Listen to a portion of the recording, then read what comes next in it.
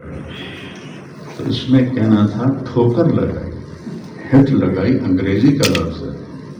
تو یہ غلطی ہے، اس لیے اس پر میں نے کراس لگایا ہے۔ تو جو انہوں نے آگے بات کی وہ بتانا چاہتا ہوں، پورا سینیریو آپ کو بتا دیا۔ میں اصل 8ویں میں پڑھتا تھا، 68 کی بات ہے۔ تو کہنے لگے نذیر صاحب وہ فلاں بچہ آیا تھا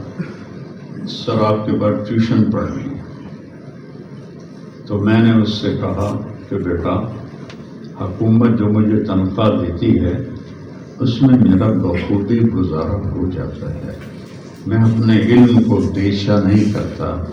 تم جب بھی آؤ گے میں تمہیں مفت پڑھا دیا کروں گا، میں ٹیوشن نہیں لیتا، کہ میں نہیں چاہتا کہ میں اپنے علم کو بیچنے والا بنوں۔ تو کہاں وہ استاد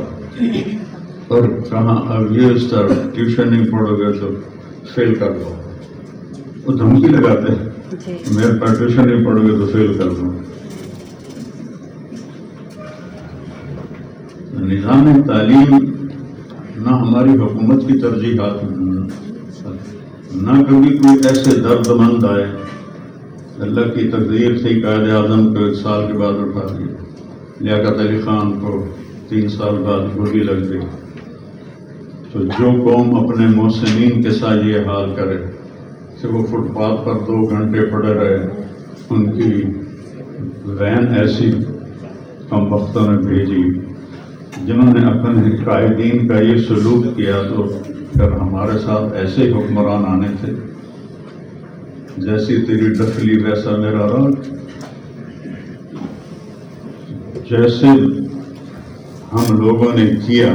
تو اللہ نے ویسے ہی حکمران ہمارے اوپر بٹھا دی۔ انہو سیولی علیکم امراء ان اطعتموہم اضلوکم وان خالفتموہم قتلوکم، تم پر ایسے حکمران آئیں گے، ان کی مانو گے وہ تمہیں گمراہ کریں گے، ان کی نہیں مانو گے وہ تمہیں قتل کریں گے۔ اور روشنی کے ٹوٹل 7 رنگ ہیں، ٹوٹل جو روشنی کے رنگ ہیں بنیادی وہ 7 ہیں۔ 7 ارب انسانوں کی 14 ارب آنکھیں ہیں، کسی ایک آنکھ کا کلر دوسری آنکھ سے نہیں ملتا، یہ اللہ کی نشانی ہے۔ 7 رنگ ہیں، ان کو کس طرح وہ مکس کرتا ہے کہ اس کی اتنی شکلیں بنا دیتا ہے کہ 14 ارب چھوٹی چھوٹی آنکھیں، اور ایک کی آنکھ کا رنگ دوسرے سے نہیں ملتا، جڑواں پیدا ہونے والوں کی آنکھ کا رنگ دوسرے سے نہیں ملتا۔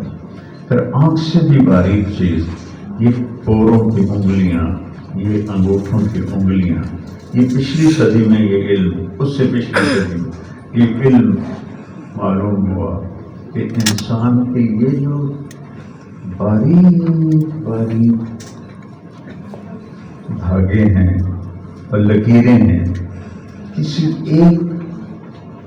کا سائز دوسرے سے نہیں ملتا۔ انگوٹھا کیوں لگواتے ہیں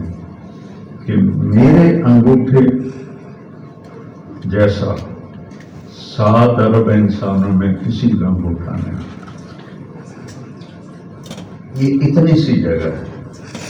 اس کا اس مالک کی کیا تقدیر اور علم ہے اور قدرت ہے۔ اے بھائی سامنے سے کہ یہ لکیریں ساری دنیا میں کہیں نہیں ملتی، اور ہمارے نبی پہ قرآن کب اترا؟ آج 1447 ہجری ہے، اور اللہ تعالیٰ نے اس وقت فرمایا اَيَحْسَبُ الْإِنسَانُ أَن لَّن نَّجْمَعَ عِظَامَهُ، تم سمجھتے ہو کہ ہم تمہاری مردہ ہڈیوں کو